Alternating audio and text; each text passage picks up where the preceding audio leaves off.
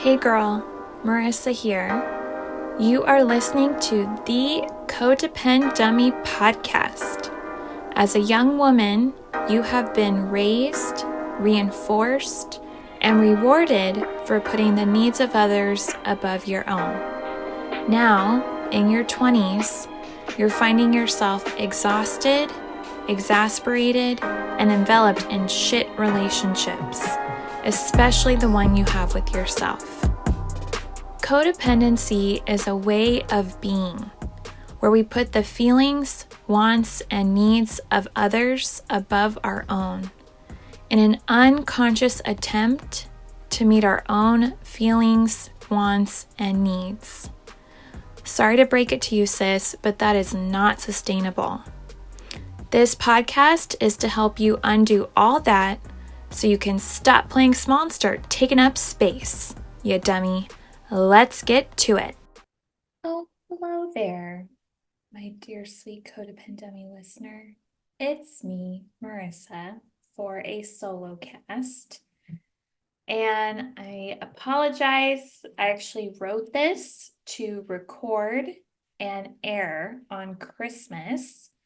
And I'm recording it on January 20th, and it will be airing on January 22nd because I basically took 4 weeks off.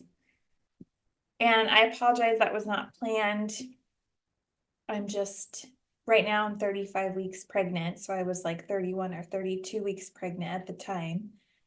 And with the holidays and the pregnancy and my schedule, it took some time. So, hey girl, hey, welcome to episode 158.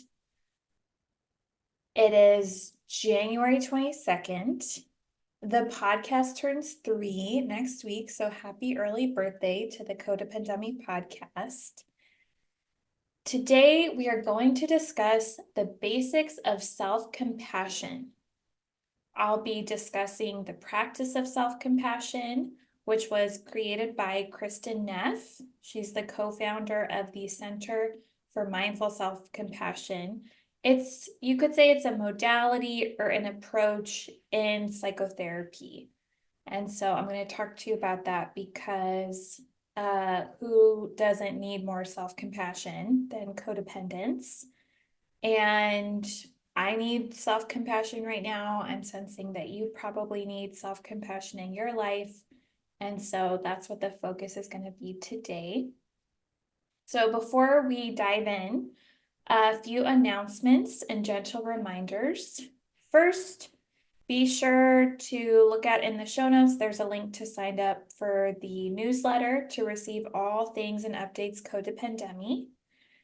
There's also a collection of journaling prompts, the Confiding Codependent, 30 days of journaling prompts for a less codependent and more conscious you. It's just $1 a day for those 30 days. There's a link for that as well.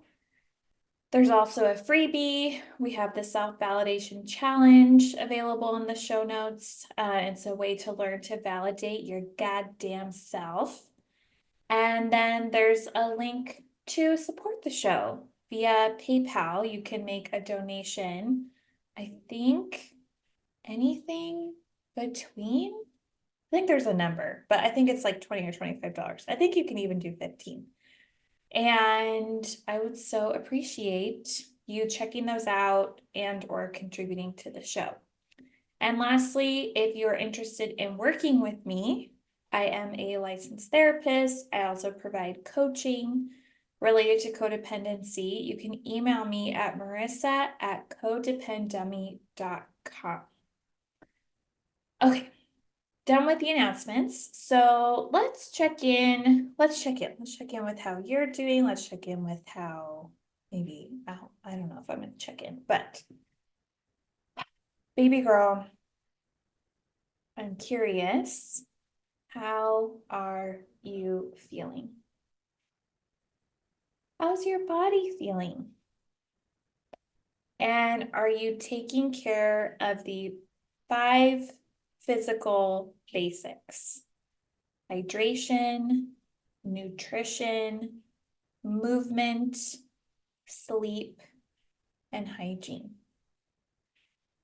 And I'm not actually sure if those are like the 5 core physical basic needs, but that's what I came up with. And I think they're a good set of practices to reflect on. We are a few weeks into 2024. I'm curious how your year's going thus far. Did you make resolutions? If not, did you set intentions? I think that's the more gracious and realistic approach, setting intentions or any guiding values. I did go to a like 1 day, kind of half-day retreat, and we talked about like guiding words or values, and I put things like ease and intention and fun. I put reading. I don't know, maybe that's like intellectual curiosity. I don't really know what the value is behind reading, but I love to read. It's a big value of mine. I do read a decent amount, but I think there's always room for me to read more instead of watching reality TV. And so I'm curious, any guiding values for your 2024 that come to mind, and you can just write them on a Post-it note and stick it somewhere important, and you can look at it every day, like I have been looking at mine. All right, so checking complete. Hope you're doing well. Let's begin our discussion of self-compassion. And I'm going to break it down in this episode in 3 parts. We are going to discuss what is self-compassion. Next, the 3 elements of self-compassion. And lastly, we will conclude what self-compassion isn't, which I think is, I don't know, if you guys have listened to this podcast enough, you know that I try to ask like what is something and what isn't, because I sense that that really helps with our understanding.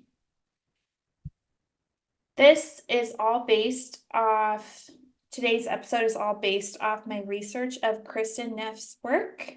Talked about how she's the co-founder of Mindful Self-Compassion, and in my opinion, the godmother of self-compassion. I don't know what that, I guess I'm trying to sound like I'm in The Godfather, and I'm saying the godmother.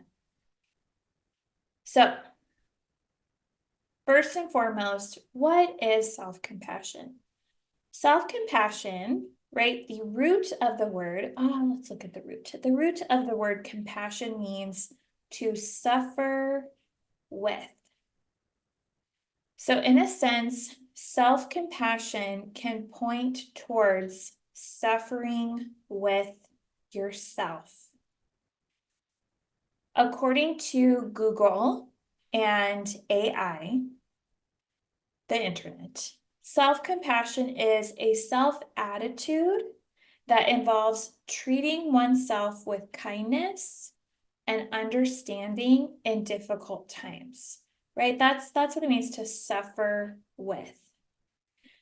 It can also include recognizing that mistakes are a part of being human. So according to Google. According to me, I would argue that self-compassion means treating oneself with kindness and understanding all the time, not just when things are difficult or when you're suffering, but just more of this global, pervasive, universal kindness and understanding. That's, of course, I don't know if that's actually humanly possible, but I think it's something to work towards cultivating. And I would argue that if you practice self-compassion when life is more neutral or easy or things are going well, then it's that much more intuitive to practice when times are difficult. And so, of course, we want to have self-compassion when we're feeling ashamed or embarrassed or regretful about ourselves or our behavior. And also, why not sprinkle it in throughout our days that, tend to be going fairly well? So we have Google's definition, my definition, and now let's hear from Kristen Neff. So Kristen Neff defines self-compassion as the same as the compassion you have for others. It's simply directed toward yourself. Kristen continues that to have compassion for others, you must notice that they are suffering. And thus, to have compassion for yourself, you must notice that you are suffering. You are suffering. Compassion for others also entails feeling moved by others' suffering so that your heart responds to their pain. Right? And what does it mean to feel moved by another? Right? Feelings like warmth, caring, and a yearning to make the suffering stop for others. I'm trying to think of, when I've really felt moved, right? There's images right now. There's different wars going on globally, and some of the pictures I've seen, I feel moved by others suffering. I kind of have this feeling in like my chest. I have caring towards the images I'm seeing, and I have this yearning to make the suffering stop. Also, included in compassion are sentiments like acceptance of another's flaws, understanding when they've made a mistake, and avoiding harsh judgment. So, right, we tend to, I think, especially as codependents, we tend to offer a lot of grace and compassion, understanding to other people. And so offering that same warmth, caring, and yearning to stop your own suffering, right? So similar to when I see these images of people, right? What if I just looked at myself? Or what if I pictured myself while I am suffering, kind of taking this bird's eye view and just offering that warmth, caring, and yearning to myself, that acceptance of my flaws, and that understanding when I've made a mistake. In her work, Kristen Neff adds how compassion for others means having the realization that suffering, failure, and imperfection are part of the shared human experience. That's very Buddhist. If you look at some of the tenets of Buddhism, one of them is the fact that life is suffering. And so, right, to have compassion, we just accept and acknowledge that reality. So realizing that suffering, failure, and imperfection are part of your experience, which is also part of the human experience. She has this quote that I've taken: self-compassion means you are kind and understanding when confronted with personal failings. Yeah, so, recently, I think it's been like this year and maybe even late last year, and I'm going to mention it in an upcoming episode, so don't mind if it's too repetitive. But my therapy patient, sometimes they'll come in and they'll have gotten COVID recently and it's 2024, or they'll have an infection and they needed to deal with that and go to urgent care and all the hoops that it takes to deal with something. And they're like, they judge themselves like, oh, I'm so reckless, I got COVID, or I'm not taking care of my body, I got this infection. And it's like, suffering, failure, and imperfection are part of this shared human experience. And this is part of the human experience. And like people are still getting COVID and people still get infections. And yeah, trying to offer kindness and understanding when confronted with that personal feeling. So just checking in, we'll pause, right? That was the definition, part one, the definition of self-compassion. I'm curious, what are you noticing as I say all of this?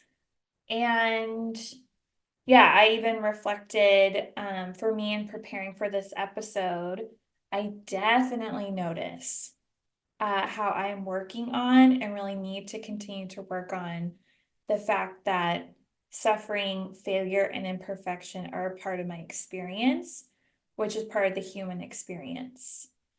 Yeah, I've been dealing with stuff in my pregnancy and I've suffered a lot because I didn't want to accept the fact that suffering is a part of life. So I'm like suffering because I don't want to accept suffering. All right, let me take a little water break. Everyone, take care of your hydration. Mm. Oh, big gulp of lemon water. Okay, so let's see. A little more on the definition of self-compassion, and then, sorry, I had a little more. So Kristen Neff, she emphasizes how instead of mercilessly judging and criticizing yourself for various inadequacies or shortcomings, you offer yourself acceptance. Pretty radical.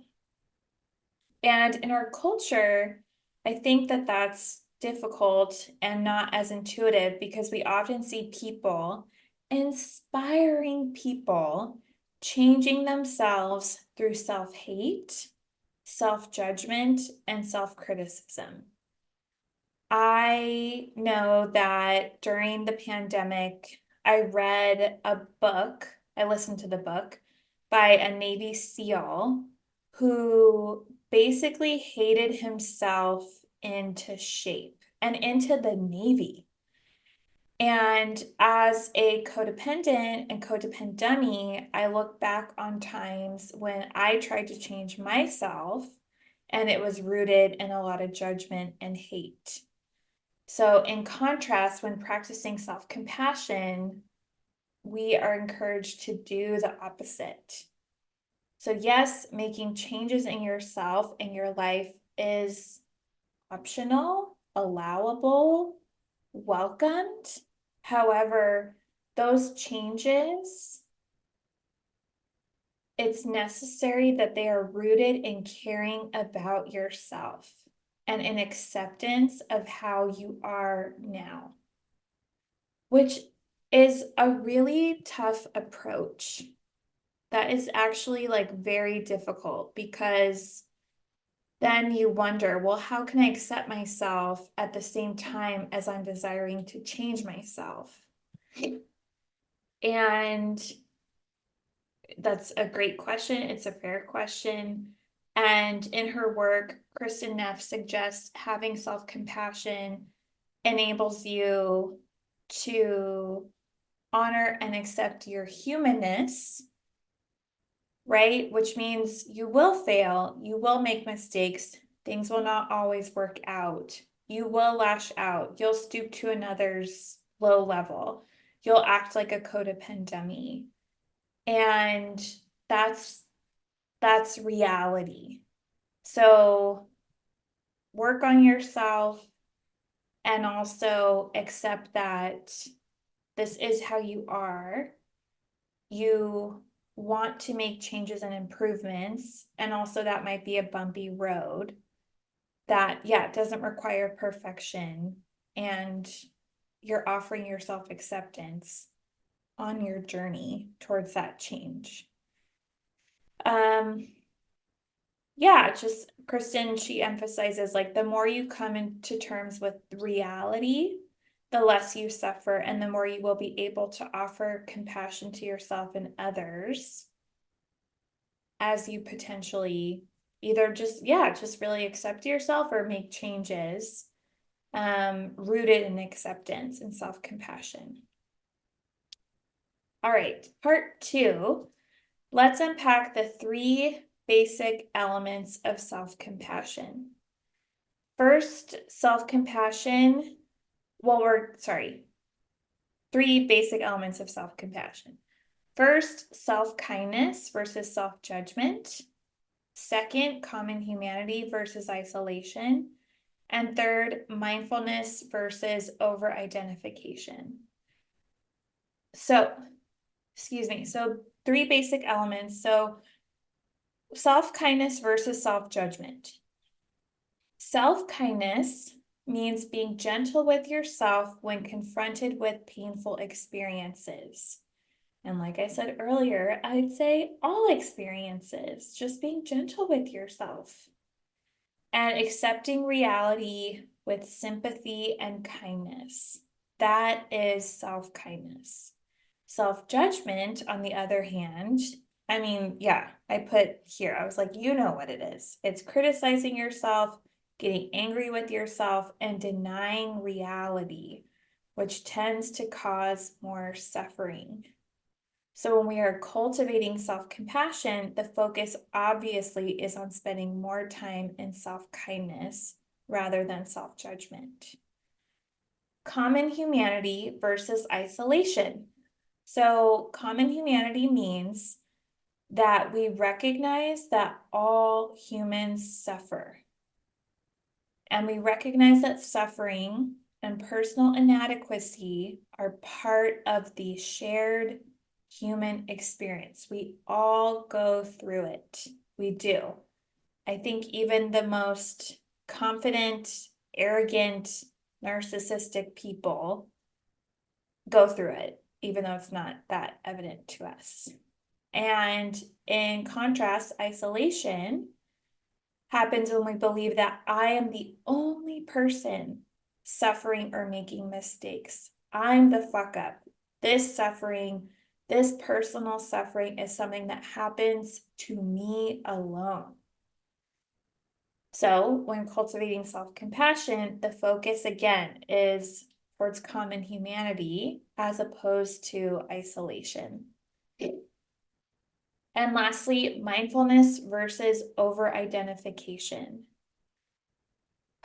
So in the self-compassion realm, mindfulness means that we take a balanced approach to our negative emotions so that they are acknowledged and expressed no more or less than they need to be.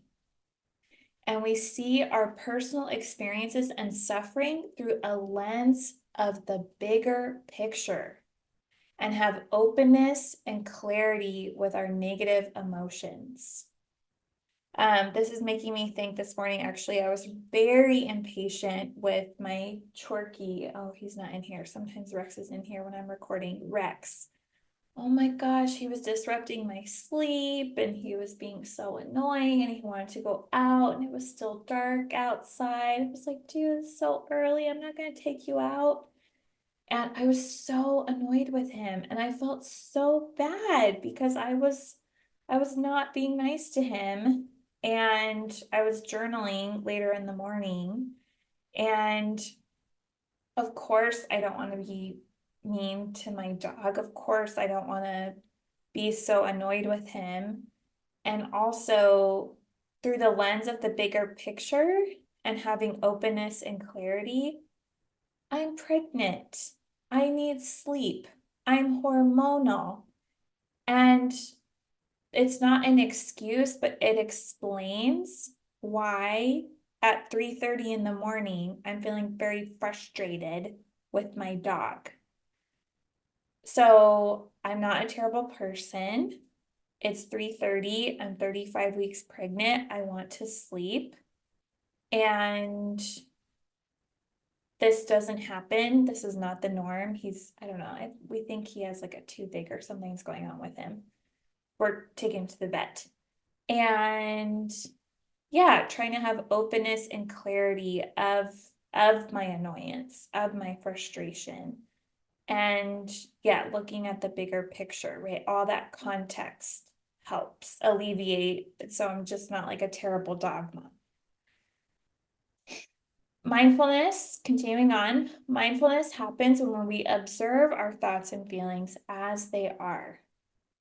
In contrast, over-identification happens when we take an imbalanced approach to our negative emotions and either suppress them or exaggerate them. And we have a small picture blocking our view. We judge our emotions, we feel close to our emotions, and we lack clarity. We over-identify with our thoughts and feelings, which causes us to be caught up with and swept away in negative reactivity. And so, again, obviously, we want to focus on mindfulness when it comes to self-compassion. So, right, thinking about these 3 basic elements, just remind yourself, be mindful, practice common humanity, and give yourself self-kindness. All right, we're going to conclude with what self-compassion is not. Self-compassion is not self-pity, it is not self-indulgence, and it is not self-esteem. So how is self-compassion not self-pity? I'm glad you asked. Self-pity involves becoming immersed in your own problems and forgetting that others have similar problems, right? It's very similar to what we just discussed about isolation. So those who are in self-pity, they feel isolated, disconnected from others, and like they have it the worst off in the world, right? I'm the piece of shit that the world revolves around. And we cannot step back from our situation to develop a more balanced, objective perspective of our suffering. In contrast, self-compassion emphasizes common humanity, our humanness that makes us and everyone else human, and taking a compassionate view towards ourselves to put things in greater perspective. Kristen Neff has a quote, "Yes, it is very difficult what I'm going through right now, but it's normal and natural for human beings to struggle at times. I am not alone." How is self-compassion not self-indulgence? This is a really good one. So self-indulgence means giving yourself pleasure, which may or may not harm your well-being. For example, I'm stressed out and I'm going to smoke, drink, binge, watch, fuck, buy X thing. It may make you feel better in the short term, but often makes you feel horrible in the long term. I know every time I have binged, I always regretted it every single time. And that is an area where I tend to self-indulge. And so self-indulgence often leads to self-hate and trying to change yourself through self-criticism and self-condemnation. And how often has that really worked for any of us? Right, I would argue never, long term. So with self-compassion, we focus on being happy and healthy in the long term. Unlike the short-term perks of self-indulgence, self-compassion surrenders to the displeasure of not indulging for the lasting health and happiness. Like making myself eat a healthy meal, even though I'm tired and all I want to do is binge, right? I surrender to the displeasure of not indulging for lasting health and happiness. Kristen asserts that that the care intrinsic to compassion provides a powerful motivating force for growth and change. right? Going back to how we change ourselves through acceptance and self-compassion, right? We don't hate our way, we don't self-indulge and then hate ourselves. We surrender to the displeasure of not indulging for lasting health and happiness. And lastly, how is self-compassion not self-esteem? So self-esteem involves our sense of self-worth, our perceived value, and how much we like ourselves. It's based on how much, often, how we are different from others, right? How much we stand out and how special we feel. And our self-esteem is easily threatened when others are doing better or when others do things that make us feel bad about ourselves. It's based off external validation and causes us to deny or ignore our shortcomings. In contrast, self-compassion is internal and involves acknowledgement and kindness towards our personal strengths and failings. Kristen shares research that has found that self-compassion is associated with greater emotional resilience, more accurate self-concepts, right? So we're not narcissistic, we're also not self-hating and self-critical. We have more caring relationship behaviors, as well as less reactive anger. Okay, so those are how, that's how to distinguish self-compassion from self-esteem. Oh, I love myself, or I'm proud of myself. Self-compassion from self-indulgence. It's not giving yourself permission to indulge in pleasure that may be harmful to your well-being. And yeah, it is not self-pity and feeling like you're the only one. So how can you practice self-compassion this week? 3 ways, okay? I want you to repeat to yourself, common humanity, I'm one amongst many. This experience is one amongst many. Mindfulness and practicing self-kindness. Kristen Neff, the second way you can practice this, Kristen Neff has meditations that you can download for free on her website. I will put a link in the show notes, but the website is self-compassion.org. I love the self-compassion / loving kindness meditation. And a third way you can practice self-compassion this week is you can review a difficult event through the lens of self-compassion, like I just did with my dog, Rex. And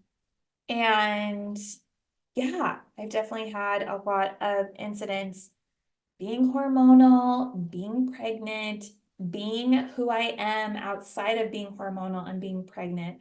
I've had a lot of moments recently where I've had to look through the lens of self-compassion while journaling to cultivate that self-compassion. I think it's very easy for me to judge myself, to reprimand myself, to criticize myself for not being as evolved and cured and healed and on my healing journey as I thought I was. And then I look through the lens of self-compassion and it makes sense, right? I give myself context, I give myself grace, and I sense if and when I'm confronted with a similar situation, let's say tonight, Rex is driving me nuts. I'll probably wake up around let's say 3 or 3:30, and I will hopefully take a deep breath. Maybe I will go to the bathroom to relieve my bladder since my bladder is so full. And maybe I will pick him up gently, give him some love, maybe take him out to see if he's thirsty, if he's hungry. I don't know if I'll actually walk him physically at 3:30, but if he really seems like he's having a hard time, I might say to my husband, can you please take Rex out? And give myself compassion for being annoyed or frustrated in that moment. also give Rex compassion, give my husband compassion if he's like, yeah, I don't know. We don't know what's going on with him, but I think compassion is in order for all of us. So, right, it'll be a different approach this evening as opposed to yesterday evening. So I hope that helps. This is the 101 introduction to self-compassion on the pod. And I thank you for being here. I thank you for listening. I thank you for your patience. And I love you. And I will see you next week. Take care. Hey girl, it's Marissa again. I'm not like a regular podcaster. I'm a cool podcaster, right? Thank you for listening and staying till the end. You can find me on Instagram at Therapy with Marissa. Email me, marissa@codependummy.com. Check out codependummy.com for more information on the show. And baby girl, a subscribe, rating, and review would be much appreciated.